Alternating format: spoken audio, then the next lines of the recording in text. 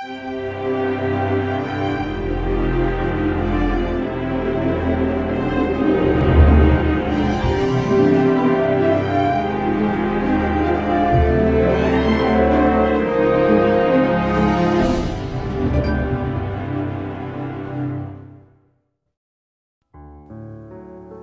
Raja-Raja 12. Dalam tahun ke-7 zaman Yehu, Yoas menjadi raja dan 40 tahun lamanya ia memerintah di Yerusalem.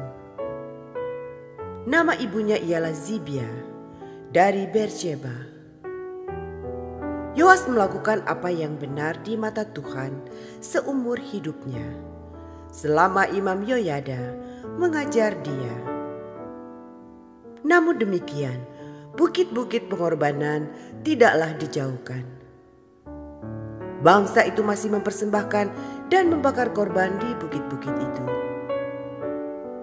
Berkatalah Yoas kepada para imam, segala uang yang dibawa ke dalam rumah Tuhan sebagai persembahan kudus, yakni uang masuk untuk pencatatan jiwa, uang tebusan jiwa menurut penilaian yang berlaku untuk seseorang, dan segala uang yang dibawa ke dalam rumah Tuhan karena dorongan hati seseorang, baiklah para imam sendiri menerimanya, masing-masing dari kenalannya, dan memakainya untuk memperbaiki yang rusak pada rumah itu, di mana saja terdapat kerusakan.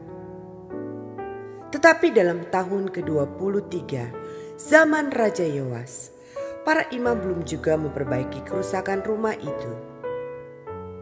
Sebab itu, Raja Yoas memanggil Imam Yoyada dan imam-imam lain serta berkata kepada mereka, "Mengapa kamu tidak memperbaiki kerusakan rumah itu? Maka sekarang tidak boleh lagi kamu menerima uang dari kenalan-kenalanmu, tetapi serahkanlah itu untuk memperbaiki kerusakan rumah itu." Lalu setujulah para imam itu untuk tidak menerima uang dari rakyat. Tetapi mereka pun tidak usah lagi memperbaiki kerusakan rumah itu.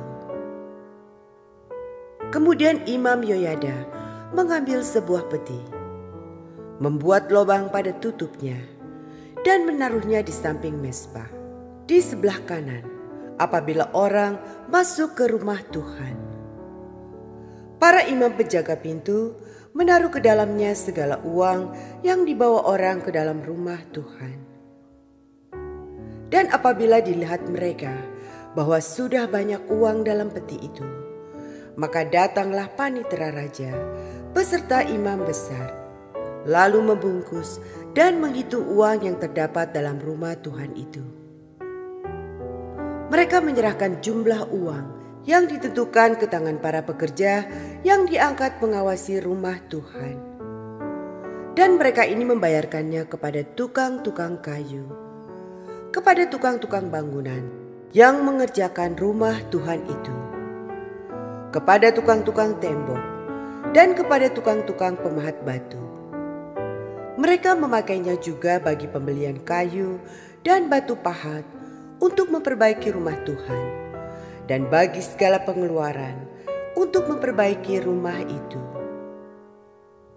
Tetapi untuk rumah Tuhan tidaklah dibuat pasu perak, pisau, bokor penyiraman, nafiri, atau sesuatu perkakas emas dan perak dari uang yang telah dibawa ke dalam rumah Tuhan itu. Melainkan mereka menyerahkannya kepada para pekerja, supaya dipakai memperbaiki rumah Tuhan.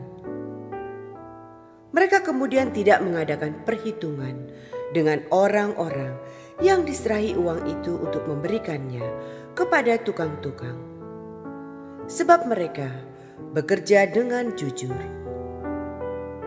Tetapi uang korban penebus salah dan uang korban penghapus dosa tidaklah dibawa ke dalam rumah Tuhan. Semuanya itu adalah bagian para imam. Pada waktu itu, majulah Hazael, Raja Aram, diperanginyalah Gad dan direbutnya. Kemudian Hazael berniat menyerang Yerusalem.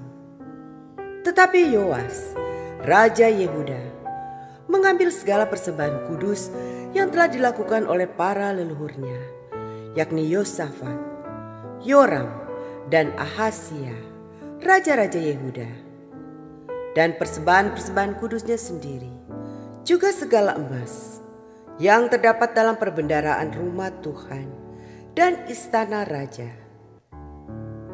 Dikirimkannyalah semuanya itu kepada Hazael, Raja Aram. Maka tidak jadi lagi Hazael menyerang Yerusalem. Selebihnya dari riwayat Yoas dan segala yang dilakukannya, bukankah semuanya itu tertulis dalam kitab sejarah raja-raja Yehuda?